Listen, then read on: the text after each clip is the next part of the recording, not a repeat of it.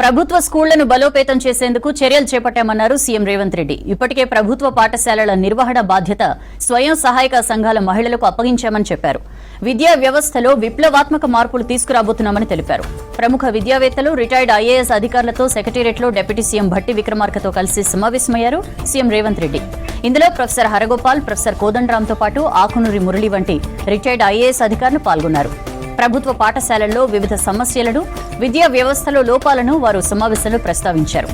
అంగన్వాడీలను play school తరహాలో మార్చే అంశాన్ని పరిశీలిస్తున్నామన్నారు సీఎం రేవంత్. ప్లే స్కూల్ తరహాలో 3వ తరగతి వరకు అంగన్వాడీల్లో విద్య అందించేందుకు చర్యలు తీసుకుంటున్నామన్నారు. కార్పొరేట్ స్థాయిలో ప్రభుత్వ పాఠశాలల్ని బలోపేతం చేసేందుకు ప్రణాళికలు సిద్ధం చేయాలని ఇప్పటికే అధికారులను ఆదేశించినట్లు తెలిపారు. విద్య, వ్యవసాయ రంగాల సమస్యల పరిష్కారానికి త్వరలో విద్యా కమిషన్, వ్యవసాయ కమిషన్ ఏర్పాటు చేయబోతున్నామన్నారు సీఎం. విద్యా కమిషన్ ద్వారా సమస్యలు పరిష్కరిస్తామని చెప్పారు.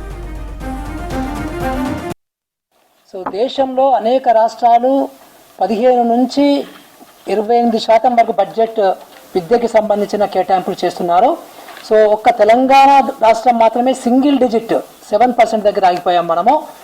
గత ప్రభుత్వం బడ్జెట్ 6.4% ఇచ్చారు. అందుకనే ఈసారి తప్పకుండా 15% అంటే కాంగ్రెస్ మేనిఫెస్టోలో కూడా పెట్టడం జరిగింది. అది 15% తప్పకుండా విద్యకు కేటాయించాలనే ఉద్దేశంతో మేము అది స్ట్రాంగ్గా రికమెండ్ చేశాము. దానికి finance minister, deputy chief minister గారు, ముఖ్యమంత్రి గారు ఇద్దరు కూడా సానుకూలంగా వారు రెస్పాండ్ అయ్యారు. అట్లాగే స్కూల్ అంటే ఇట్ ఇస్ ఏదో ఒక చిన్న తరగతి గది కాదు, ఒక టీచర్ కాదు. ఒక తరగతికి ఒక టీచర్ ఉండాలి, ఒక తరగతికి ఒక గది ఉండాలి. ఒక స్కూల్ అంటే 45 అంశాలు ఉంటుంది. ఈ అంశాలన్నింటినీ కూడా చర్చించడం జరిగింది. ఇలాంటి స్కూల్స్ను మనము తీసుకోవాలనే ఉద్దేశంతో ముఖ్యమంత్రి గారితో చర్చించడం జరిగింది. వారు కూడా మండలానికి ఒక మంచి ఇంటర్నేషనల్ స్కూల్స్ని మేము మొదలు పెట్టబోతున్నాము అనే ఒక మంచి తీపి కబురు మాకు చెప్పడం జరిగింది. దాన్ని మేమందరం కూడా చాలా హర్షించడం జరిగింది.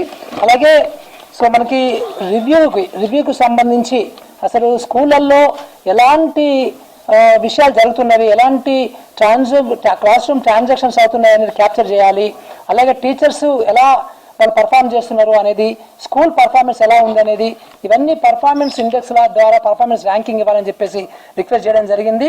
అట్లాగే ఎంఈఓలని, డిఓలను కూడా స్ట్రెంథెన్ చేయాలని చెప్పేసి అడగడం జరిగింది. అట్లాగే స్కూల్ మేనేజ్మెంట్ కమిటీస్ అంటే ఈరోజు మనకి అమ్మ ఆదర్శ పాఠశాలకు సంబంధించిన ఎస్హెచ్జి కమిటీస్ పెట్టారు.